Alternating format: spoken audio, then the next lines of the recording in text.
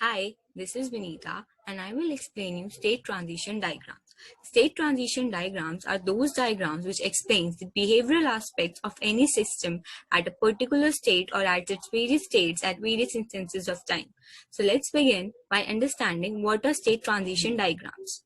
So, state transition diagrams are also known as state chart diagrams. As I already told you, they are the behavioral aspect of any system at various instances of times. Moreover, it illustrates a sequence of states which a particular object goes through in its lifetime and the transition of states which occurs at a particular condition, causing the transition and the responses due to the events. So when do we use state transition diagrams? State transition diagrams are considered to be the best under the cases of testing. So they can be used when a tester is testing an application for a finite set of input values, or when the tester is trying to test the sequence of events which will occur in the applications undergoing the test process. That is, it will allow the tester to know whether the application behavior is accurate or not.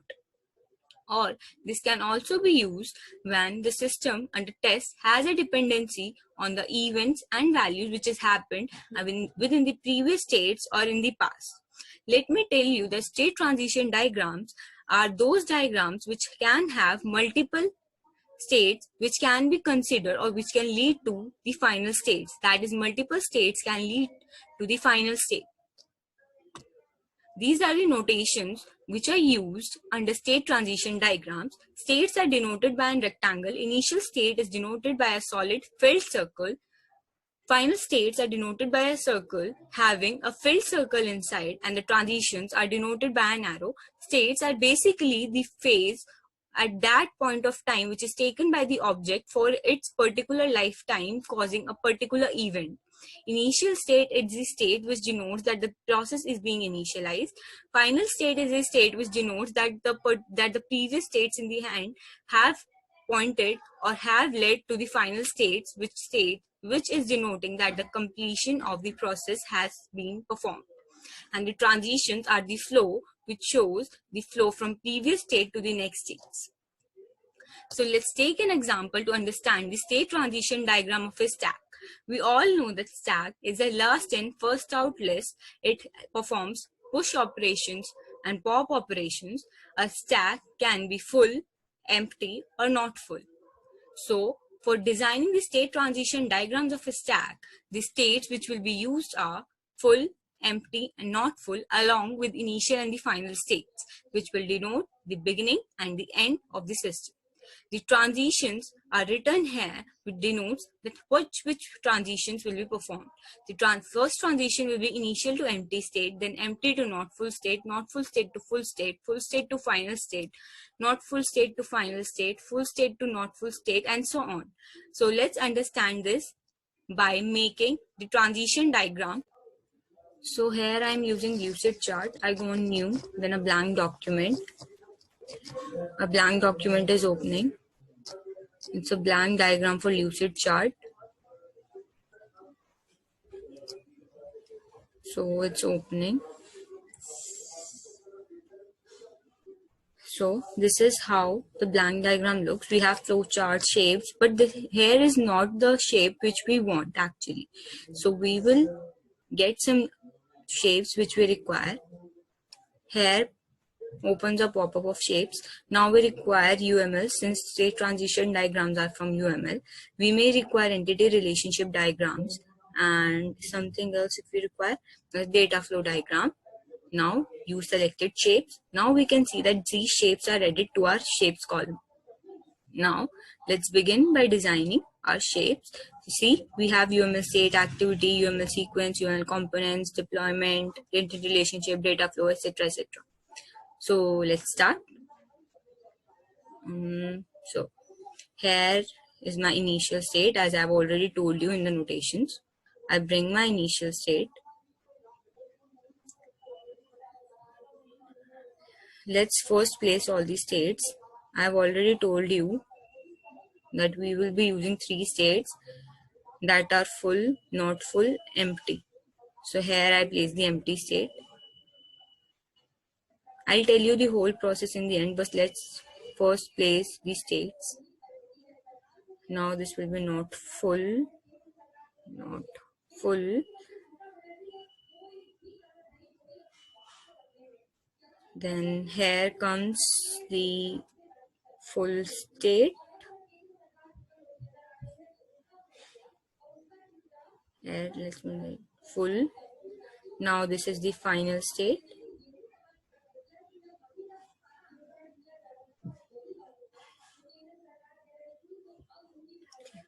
So to add transitions, see that red box always prompts for transition. So it prompted a transition and I have designed a transition from initial state to final state. Now, let me click somewhere else. Now drag this transition to the state which you want. I took empty state to not full state. Now not full state will go on a self loop, that is self constrained, since it will remain not full until we push the element up to the top. Now I take the transition from not full to full. That is the last push which will make our transition to full. Now I take my not full, transition from full to not full. So sorry. Let me, okay. The transitions look quite confusing. Let me make it quite simple to understand. Okay, so I reverse the direction and now I'll change its position for the arrow of full to not full. Let me place it somewhere else. So I am gonna place the arrow somewhere else.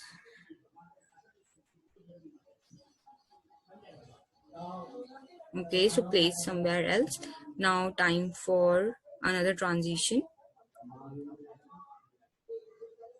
from empty state to final state. Since under the cases of stack, an empty state can also result into a final state. Okay, let's take it up. Let's take it up now.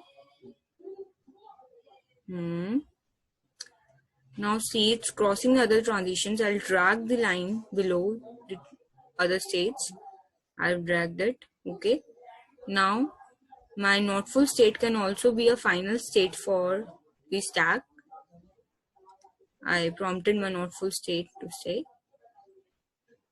Now full state can also be a final state for stack. As I've already told you that state transition diagrams can have multiple states which can lead to final states. So my all three states points to final states, and this transition from not full to empty. Now let me explain you how this works, but first let me label each and every transition, which will make it easier for you to understand what's happening basically in this transition. So this is my first flow. From initial state, I begin my system and point to its empty state. Now I take this transition from empty to not full and I rename it to first push, since my first push will make my empty stack as not full, since there will be one element in the state. So now not it is empty, not full. So it is in not full state. Now this self constraint under the not full loop, it will work for push and pop operations both. It will keep on pushing the elements until the stack is not full, and it will continue popping the element until the stack becomes empty. So it depends. If you go from empty to not full, it will keep on popping the elements. So now let me rename the transitions for full to not full.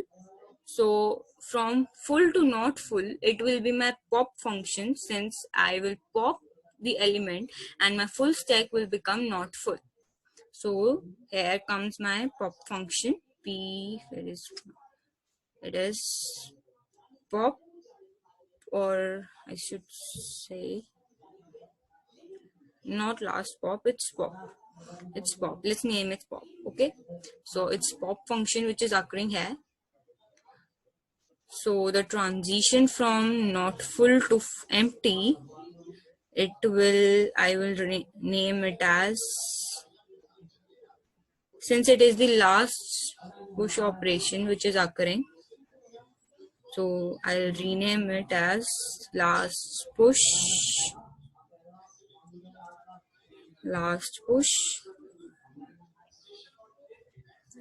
So here is the transitions which I've already shown you. Now it's time for the next transition to be renamed. So this transition from not full to final state, it is stack function, that is the stack has came to the end. So here it comes stack. Let's rename other procedures for same two, which are pointing towards the end of stack. Let's do it. Okay, let me drag it here. My empty to final state is also stack function. Let me make it again for not full to final. It's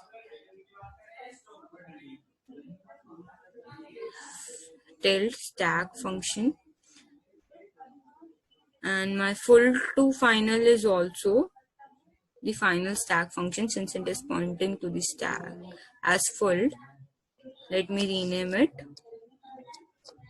tilde stack. Okay, so now time for naming the not full to full transition. So it's the last push function, since not full, and the last push will make my not full as full. So this is the last push transition. So let me rename it as last push.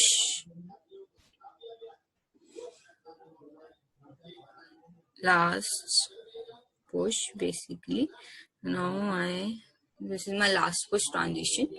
Now it completes my state transition diagram for stack. So what's happening? Initial to empty, first push will become not full, then self loop for push function, and the last push will make it full.